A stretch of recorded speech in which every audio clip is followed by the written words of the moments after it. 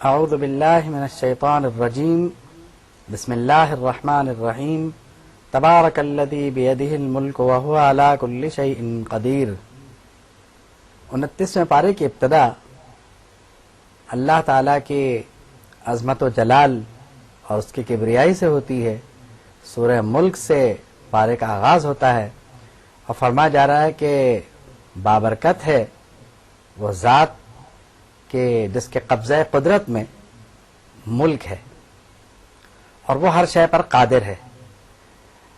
پھر زندگی اور موت کا فلسفہ انتہائی مختصر ارشاد فرمایا تو آزمائش کی چیزیں ہیں، اور زندگی اور موت یہ اس لیے تخلیق ہوئی تاکہ یہ آزمایا جا سکے کہ تم میں سے اچھا عمل کون کرتا ہے۔ تو انسان کو اس آیت پر غور کرنا چاہیے اور اپنے عمل پر نظر ثانی کرنی چاہیے۔ پھر فرمایا کہ ہم نے آسمان دنیا کو چراغوں سے سجایا، یعنی ستاروں سے، اور شیطانوں کی رسائی وہاں بند کر دی، اور ان کے لیے جو منکر ہیں ہم نے دردناک عذاب تیار کر رکھا ہے، اور وہ جو کافر ہیں ان کے لیے جہنم کا عذاب ہے اور برا ٹھکانہ ہے۔ اگر اللہ کی تخلیق میں تم غور کرو تو تمہیں کوئی اس میں جیسے کہنا چاہیے کہ فطور نظر نہیں آئے گا۔ بار بار نظر دوڑاؤ آسمان کی طرف تب بھی تم اسے واضح پاؤ گے، اور جہاں تک یعنی دیگر معاملات ہیں اور اس کے مخلوقات میں غور کرو تو تم خود یہ سوچنے پر مجبور ہو جاؤ گے کہ جب اتنی مخلوقات اس طرح پیدا ہو سکتی ہیں تو پھر قیامت کا آنا وہ کیوں ناممکن ہے، اور ہمارا اٹھنا یہ کیوں ناممکن ہے۔ تمہارا بار بار اس سوال کے لیے پریشان ہونا کہ قیامت کیوں آئے گی تمہیں اس کا خود اندازہ ہو جائے گا۔ اور جہاں تک اس بات کا تعلق ہے، تم کیا سمجھتے ہو کہ ایک ایسا شخص جو سیدھا چل رہا ہو وہ بہتر ہے یا وہ شخص بہتر ہے جو چہرے کے بل سے چلتا ہو؟ تو دونوں برابر نہیں ہو سکتے، اور نہ دونوں صراط مستقیم پر سیدھے رستے پر دونوں نہیں ہو سکتے۔ ایک ہی ہوگا، وہی ہوگا جو بالکل صحیح چل رہا ہے۔ پھر یعنی اپنی مخلوقات پر مزید یعنی توجہ دلائی اور فرمایا کہ کون ہے جو رزق روک سکتا ہے اللہ کے علاوہ، یعنی کوئی نہیں روک سکتا، اور نہ کوئی کسی کو رزق دے سکتا ہے اللہ کے علاوہ۔ تو پھر فرمایا کہ پھر یہ پوچھتے ہیں کہ قیامت کب آئے گی؟ تو یہ ان کا سوال بڑا عجیب ہے۔ جب قیامت آ جائے گی تو ان سے فرمایا جائے گا کہ یہ وہ ہے جس کو تم جھٹلایا کرتے تھے۔ پھر فرمایا کہ اگر اللہ یعنی مجھے ہلاک کرنے کا ارادہ کر لے اور میرے ساتھیوں کو، تو پھر ہمیں کوئی نہیں بچا سکتا۔ اور فرمایا کہ تم ایک بات پر غور کرو کہ اگر زمین میں جو شیریں پانی موجود ہے جس کو پی کے انسان زندگی حاصل کرتا ہے، اگر یہ خشک ہو جائے تو کون ہے جو اس پانی کو دوبارہ یعنی تمہارے لیے فراہمی کی ذمہ داری قبول کرے اور اس پانی کو تمہارے لیے فراہم کرے؟ تو یقیناً کوئی نہیں ہے۔ اور اللہ یعنی اپنی مخلوق کے ساتھ جو رویہ رکھتا ہے وہ انتہائی نرم ہے، اور اس کی طرف سے ملنے والی مہلت کی قدر کرنی چاہیے۔ اس کے بعد سورہ قلم کا آغاز ہوتا ہے، اور اس میں قلم کی عظمت کی بات ہے کہ قلم کی قسم کھائی جاتی ہے۔ پھر جناب رسالت مآب صلی اللہ تعالی علیہ وسلم سے ارشاد فرمایا جاتا ہے کہ آپ ہرگز کاہن نہیں ہیں اور نہ ہی معاذ اللہ مجنون ہیں، آپ تو اخلاق کے بلند ترین درجے پر فائز ہیں، اور آپ کو اللہ کے بارگاہ سے وہ اجر ملے گا جو کبھی ختم نہیں ہوگا۔ ان کو عنقریب پتہ چل جائے گا کہ مفتون کون ہے اور عقل مند کون ہے، اور آپ کا رب یہ جانتا ہے کہ اس کے راہ سے بھٹکا ہوا کون ہے اور ہدایت پہ کون ہے۔ پھر فرمایا کہ اے مخاطب جھوٹے کی اتباع مت کرنا۔ اس کے بعد نام لیے بغیر ایک شخص کے عیوب کی نشاندہی فرمائی گئی، اور یہ بتایا گیا کہ اس شخص کا کردار کیا ہے جو آپ کے ذات گرامی کا انکار کرتا ہے۔ اور ان لوگوں کی اتباع سے منع فرمایا گیا۔ پھر ایک مثال کے طور پر باغ والوں کا واقعہ بیان فرمایا گیا۔ ان باغ والوں کی حالت یہ تھی کہ ان کے پاس نعمتیں سب موجود تھیں، لیکن وہ اللہ کے راہ میں دینا نہیں چاہتے تھے، تو ان کا جو باغ تھا یہ سوتے رہ گئے اور باغ کا کام تمام ہو گیا، یعنی باغ جل گیا۔ تو پھر انہوں نے یہ کہا کہ ہم لوگ ظالموں سے تھے اور ہمیں یہ نہیں کرنا چاہیے تھا۔ مکے والوں کو اس مثال کے ذریعے یہ سمجھایا گیا کہ تمہارا حشر بھی ایک دن یہی ہوگا، جب تم قیامت کو اپنے سامنے دیکھو گے تو تم خود مجبور ہو جاؤ گے سوچنے پر کہ ہمیں یہ نہیں کرنا چاہیے تھا جو ہم نے کیا۔ فرمایا کذالک العذاب، اسی طرح عذاب آیا کرتا ہے، ولا عذاب الآخرت اکبر، آخرت کا عذاب اس سے بہت بڑا ہے، یعنی دنیا میں جو نقصان ہو جائے اس کے مقابلے میں آخرت کا نقصان بہت بڑا ہے، کاش کہ وہ سمجھیں۔ پھر فرمایا کہ جو متقین ہیں وہ جنت میں ہوں گے، اور متقین اور فجار یعنی کافر یہ برابر نہیں ہو سکتے، تم کیسے دونوں کو برابر کرتے ہو؟ پھر فرمایا کہ قیامت کا دن وہ ہوگا کہ سجدہ نہ کرنے والوں کو سجدے کا حکم دیا جائے گا، یہ سجدہ کرنا چاہیں گے اور ان کی کمریں جو ہیں وہ تختہ ہو چکے ہوں گے، سجدہ نہیں کر سکیں گے۔ یہ ان کے لیے کتنے شرم کا مقام ہوگا کہ دنیا میں ان سے کہا جاتا ہے سجدہ کرو تو یہ کرتے نہیں تھے، آج جب یہ کرنا چاہیں گے تو نہیں کر سکیں گے۔ تو فرمایا کہ سجدہ کرنے کے لیے ان میں قوت باقی نہیں رہے گی۔ پھر فرمایا کہ جو ہماری بات کو جھٹلاتے ہیں ان کو اور ہمیں تنہا چھوڑ دیں، ان قریب ان کو اندازہ ہو جائے گا کہ صورتحال کیا ہے۔ پھر حضرت یونس علیہ السلام کا ذکر فرما کر یہ فرمایا گیا کہ نبی کریم صلی اللہ تعالی وسلم صبر فرمائے اور تسلی رکھیں، کفار کا معاملہ اللہ تعالی خود دیکھ لے گا۔ اور فرمایا کہ فاجتباہ ربہ، حضرت یونس علیہ السلام کو اللہ تعالی نے چن لیا اور ان کو صالحین میں سے بنا دیا۔ پھر یہ بتایا گیا کہ کفار جو ہیں وہ آپ کی طرف نظر بد لگاتے ہیں۔ یہ قرآن جو ہے جب یہ قرآن کو سنتے ہیں تو یہ کہتے ہیں معاذ اللہ یہ مجنون کا کلام ہے، تو عنقریب ان کو پتہ چل جائے گا کہ اصل معاملہ کیا ہے۔ اور قرآن مجید سوائے نصیحت کے کچھ نہیں ہے، لیکن نصیحت قبول کرنے والوں کے لیے نصیحت ہے یہ۔ پھر سورہ حاقہ کا آغاز ہوتا ہے، اس میں بھی قیامت کا ذکر ہے، اور اس میں یعنی قوم سمود، قوم فرعون، قوم عاد، ان کی ہلاکتوں کا ذکر فرمایا گیا ہے، اور پھر بتایا گیا کہ ان کی ہلاکت کی داستانیں پڑھنے کے بعد تمہیں اندازہ ہو جائے گا کہ تباہی ناممکن کیوں ہے۔ اور یہ اس لیے لِنَجْعَلَهَا لَكُمْ تَذْكِرَةً، یہ واقعات اس لیے تاکہ تمہارے لیے نصیحت بن جائیں۔ اور فرمایا کہ جو آنے والی ہے وہ تو آ کے رہے گی، فَيَوْمَئِذٍ وَقَعَتِ الْوَاقِعَةُ، اور اس دن ہوگا کیا کہ 8 فرشتے آپ کے رب کا عرش اٹھائے ہوئے ہوں گے۔ پھر فرمایا کہ اس دن کچھ ایسے لوگ ہوں گے جن کے دائیں ہاتھ میں ان کا نام اعمال دیا جائے گا تو وہ تو بہت خوش ہوں گے، فیقول ہاؤم اقرؤوا کتابیہ، وہ کہیں گے یہ ہمارا نام اعمال ہے، اسے پڑھو، اور وہ عیش کی زندگی گزاریں گے، اور وہ یہ کہیں گے انی ظننت انی ملاق حسابیہ، کہ میرا خیال یہ تھا کہ ہمارا حساب شاید ایسا ہی ہوگا۔ پھر فرمایا کہ ان سے کہا جائے گا کہ تم کھاؤ اور پیو، اور یہ اس لیے کہ بما اسلفتم، تم نے جو وقت گزارا وہ ایام خالیہ کی حیثیت سے، یعنی تم بھوکے پیاسے رہے۔ کچھ لوگوں نے کہا کہ یہ خوشخبری رمضان کے روزے رکھنے والوں کے لیے ہے۔ پھر فرمایا کہ کچھ ایسے لوگ ہوں گے جن کے بائیں ہاتھ میں ان کا نام اعمال دیا جائے گا، وہ کہیں گے کاش ہمیں یہ نام اعمال دے کے رسوا نہ کیا جاتا، اور ہم جو ہیں وہ اس مشکل میں نہ پھنستے۔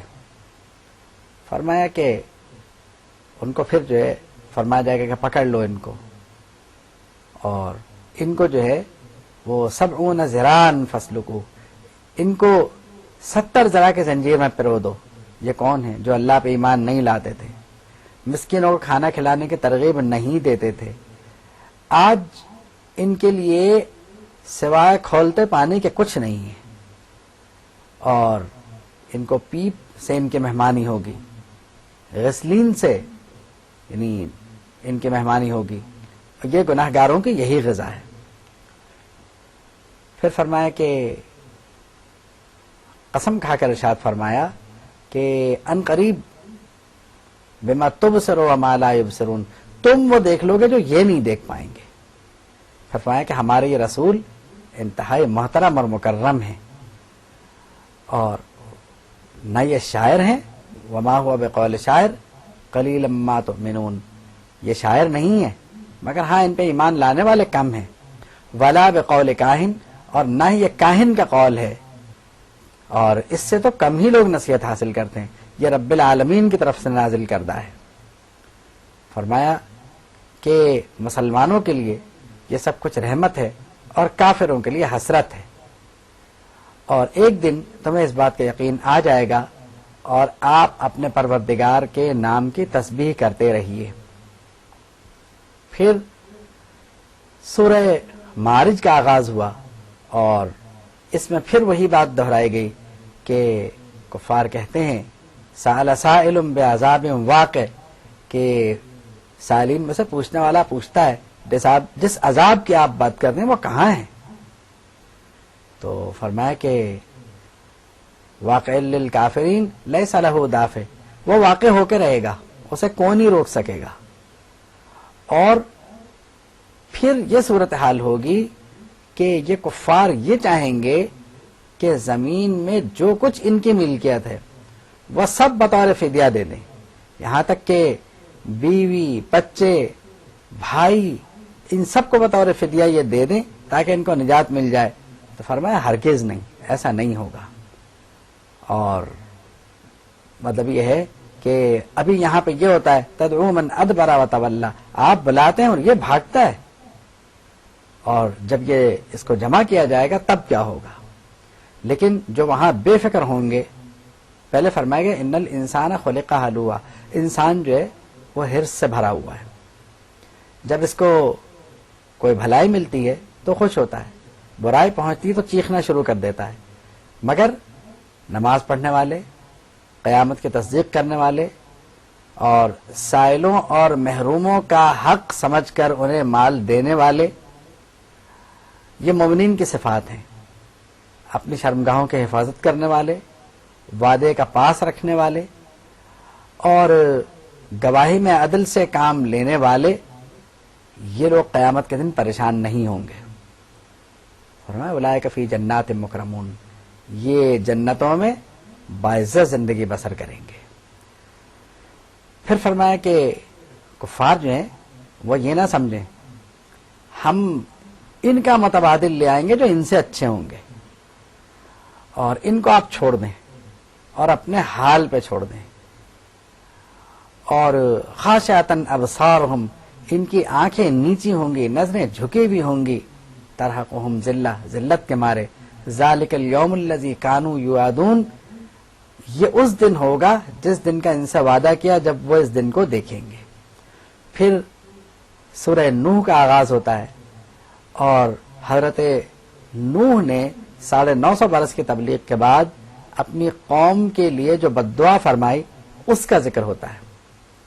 حالانکہ انہوں نے اپنی قوم کو ہر طرح سے تبلیغ کر کے یعنی ایمان لانے کی ترغیب دے کر دیکھ لیا، جب ایسا نہیں ہوا تو پھر انہوں نے انہیں اس بات کی بھی ضمانت دی کہ تم اللہ کو مان لو، تمہارے مال میں، تمہارے اولاد میں، ہر شے میں اضافہ ہوگا۔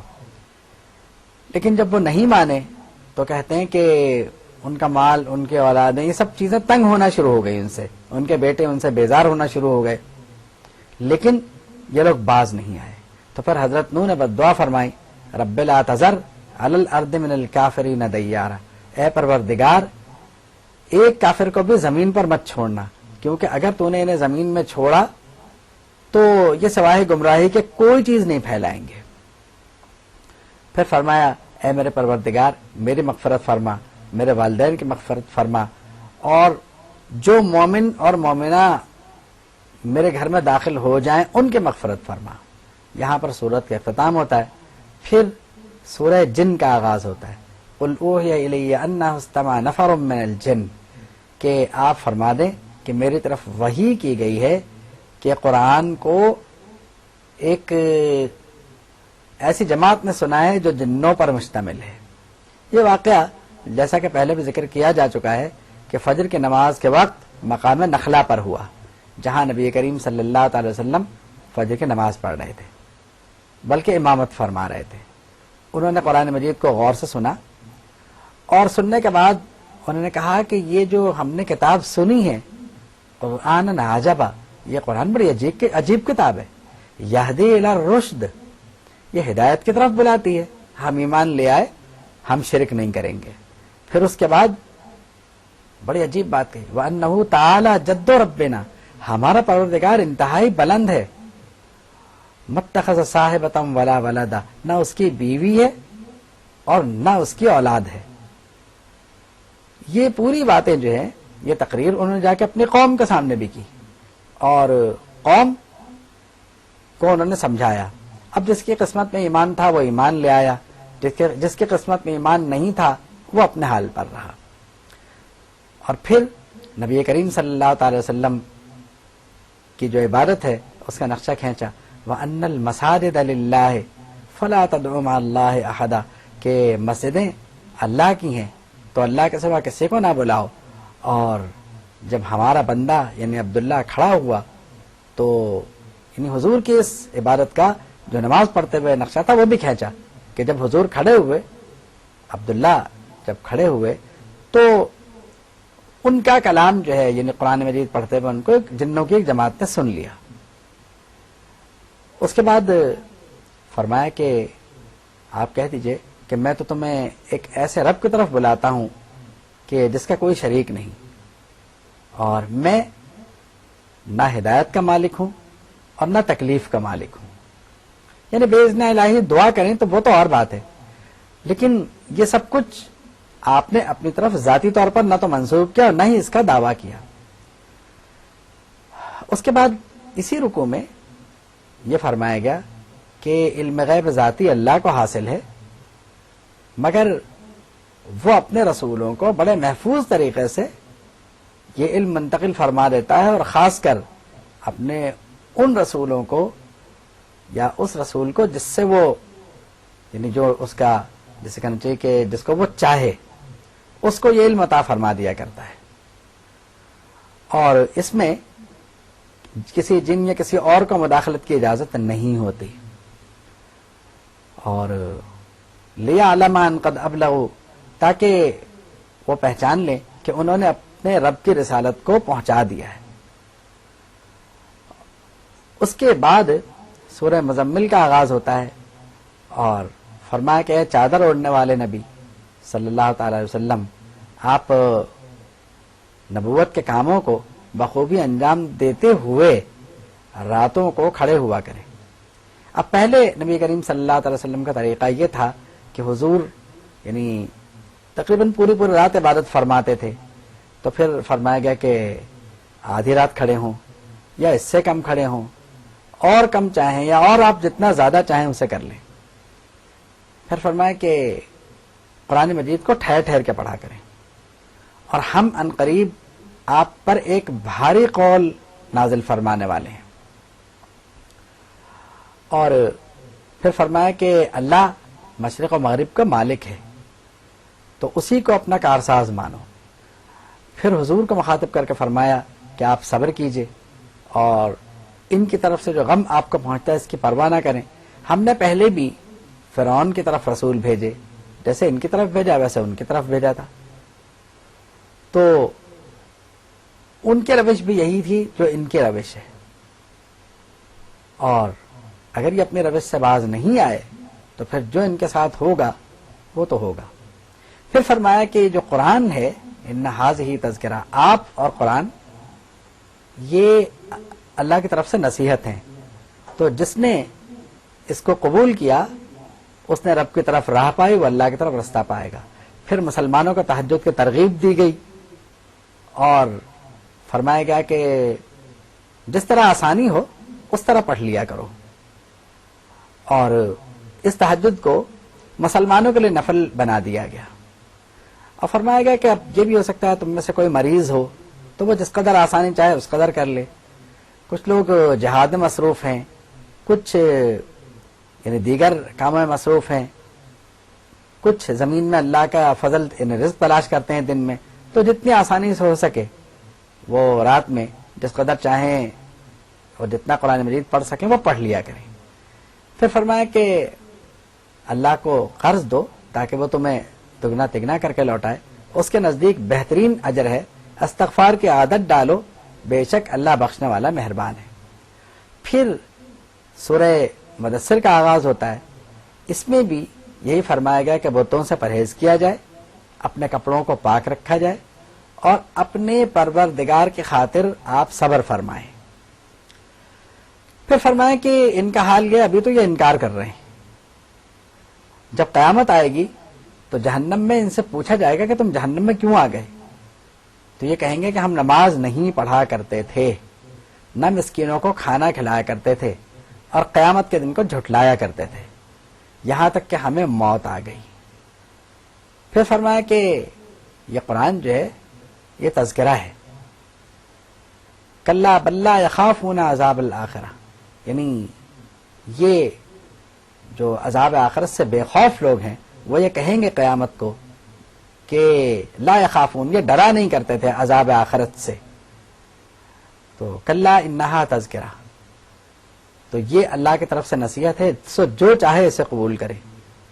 وما تشاءون، اور تم نہیں قبول کرتے اسے مگر جسے اللہ چاہے وہ اسے قبول کر لیتا ہے، اور جو اسے قبول کر لے وہ اہل تقوی اور اہل مغفرت ہوتا ہے. پھر سورہ قیامہ کا آغاز ہوتا ہے قیامت کی ہولناکیوں کے ذکر کے ساتھ ساتھ اور یہ بتانے کے ساتھ ساتھ کہ کس کے چہرے قیامت کو تر و تازہ ہوں گے اور کس کے چہرے مرجھائے ہوئے اور محتاج ہوں گے. موت کے وقت کا نقشہ کھینچا گیا کہ جب ان کے پنڈلی سے پنڈلی ملنے لگے گی تو یہ سوچیں گے کاش کوئی دم کرنے والا آئے اور دم کر کے ہماری حالت ٹھیک کر دے. لیکن جب یہ نہیں ہوگا وَظَنَّ أَنَّهُ الْفِرَاقُ، یہ سمجھ جائیں گے کہ اب جدائی کا وقت آ گیا. یعنی یہ جو نقشہ ہے موت کے وقت کا یہ ان کو یقین دلا دے گا کہ اب پنڈلی سے پنڈلی ملنے والی اور اب یہ گئے. پھر ایک ایسے شخص کا ذکر کیا گیا جس کا نام نہیں لیا گیا کہ نہ اس نے تصدیق کی، نہ ایمان لایا، نہ نماز پڑھی، مگر وہ جھٹلاتا رہا اور تکبر سے منہ پھیرتا رہا اور پھر اپنے گھر والوں کی طرف منہ پھیر کے چلا گیا. اور اس پر یعنی فرمایا گیا کہ اس کو اپنی پیدائش کا پتہ نہیں کہ یہ کیسے پیدا ہوا، کہ یہ لوتھڑا تھا تو اسے پھر ہم نے یعنی پیدا کیا اور اس کا ہم نے تسویہ فرمایا، پھر ہم نے مرد و عورت بنائے انسانوں میں. تو کیا ہم مردے کو زندہ کرنے پہ قادر نہیں ہیں؟ الیس ذالک بقادر علی ان یحیی الموتى. پھر سورہ مرسلات کا آغاز ہوا اور تقریباً 5 قسمیں کھانے کے بعد یہ بتایا گیا کہ کیا ہم نے پہلوں کو ہلاک نہیں کیا، ہم بعد والوں کے ساتھ بھی یہی کریں گے، ہم مجرموں کے ساتھ ایسے ہی کرتے ہیں. اور پھر قیامت کا نقشہ کھینچا گیا اور فرمایا گیا کہ اس دن یہ لوگ معذرتیں کرنا چاہیں گے، وہ معذرت قبول نہیں کی جائے گی اس دن، اور ان سے کہا جائے گا ھذا یوم الفصل جمعناکم، یہ فیصلے کا دن ہے، آج ہم نے تمہیں جمع کر دیا ہے. اور پھر یعنی ان کے لیے ھذا یوم لا ینطق، اس دن یہ بول نہیں پائیں گے، اس دن ان کی قوت گویا سلب ہو جائے گی اور نہ ہی معذرت کا معاملہ ان کے ساتھ رکھا جائے گا. جہنمی جہنم میں، اور جب جنتی جنت میں جانے لگیں گے تو فرمایا ان المتقین فی جنات وعیون، متقین جنت میں ہوں گے اور وہ اس جنت میں عیش و عشرت کی زندگی بسر کریں گے، ان سے کہا جائے گا کھاؤ اور پیو اس عمل کی وجہ سے جو تم اس دنیا میں کیا کرتے تھے، اور ہم نیکی کرنے والوں کو ایسے ہی جزا دیا کرتے ہیں۔ اور رہے مجرم، ان سے کہا جاتا ہے کلو و تمتعو، خوب کھاؤ اور اس دنیا کے خوب فائدے اٹھاؤ۔ یہ دنیا تم جتنے فائدے اٹھا لو ہے اس کی زندگی عارضی ہی، انکم مجرمون، تم مجرم ہو۔